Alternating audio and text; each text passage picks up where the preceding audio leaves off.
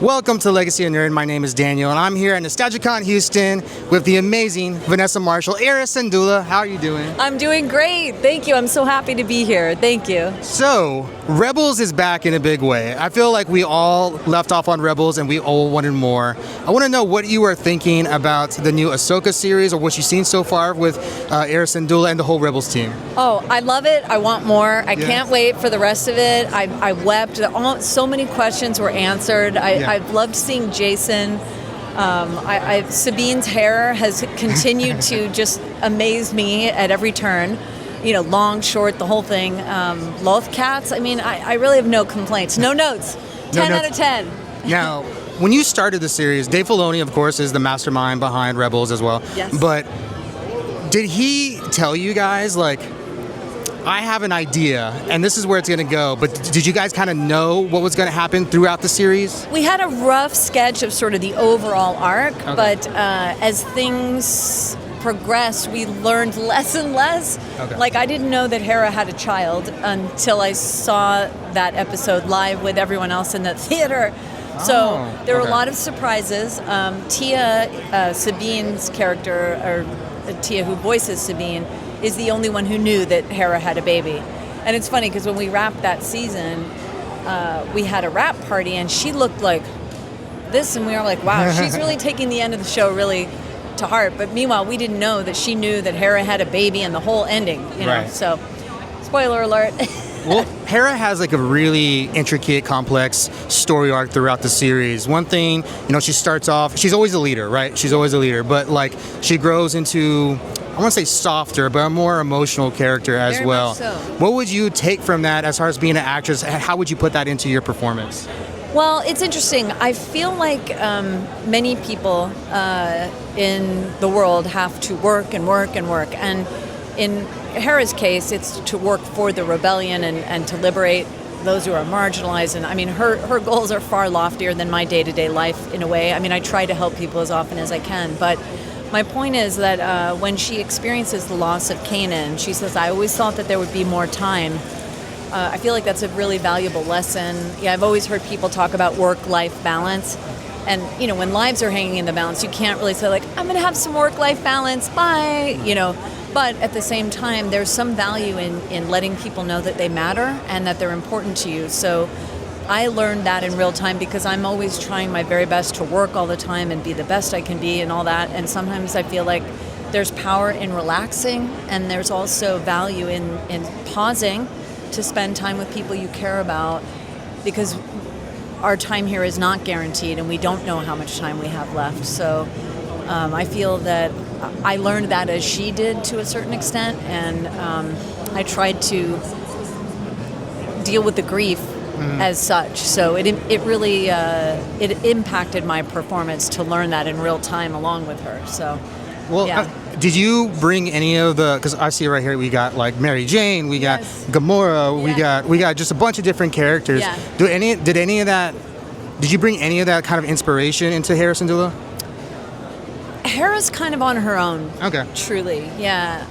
And Hera's really from my heart, and is very much like who I am as a person. I care about the welfare of others. I'm not a mom, but they call me Space Mom. I'm always nurturing people. If your blood sugar's low, I can sense it. I've got to feed you type of vibes.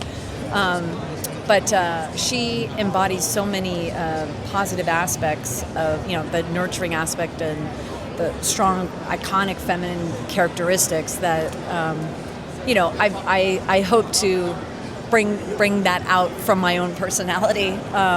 And it's very different. Like when I played Wonder Woman, you just kind of hope to get out of the way. You know what I mean? Like made the strongest parts of myself show up. But this one I brought my whole heart to, and I was very grateful to have booked it to demonstrate not only am I a huge Star Wars fan and, you know, bring that reverence that I have for the IP to the project, but also have fun. Yeah. So we had a blast, and I was so grateful to have had the opportunity. That's amazing. Well, I want to end up here because Rebels is one of those shows that just, it keeps going, especially I guess the age of streaming as well. Yeah. What is it, I guess, how have you taken in the impact that it's taken on the Star Wars community, or I guess the, you know, fandom in general? What does that mean to you? Well, it's interesting. We loved each other while we were doing it. and we've formed a chosen family.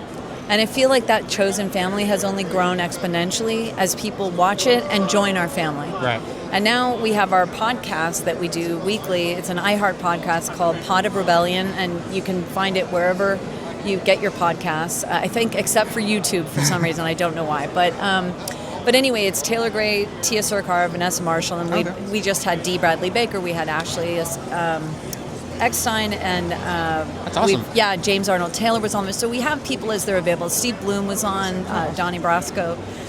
Basically, Star Wars animated cast. We've had people come as they're able, but we go through the episodes and we talk about what it was like from the inside out, the memories that we have, and what it was like to watch it within the full knowledge of the characters' journeys, with all 4 seasons. And it's been very wonderful to connect with fans and hear from them, hey, I listened to your podcast on the way to work today, and it's just a fun hang. We love going to conventions and we love doing panels, and we wanted to kind of bring that to people who can't make it to the conventions so that we can all be together and just sort of, again, continue that exponential growth of what is truly real, the hashtag Star Wars family. It's not just a thing. It's like, it's very real. Right. I mean, I've made friends for life that there are indelible bonds that go beyond just the cast. It's everywhere, and it's real. And the way Star Wars is, the fandom is just going to continue to grow. It's like it's done since 1977. The thing is, it's like Hera always talks about that we have hope that things can get better, and they will.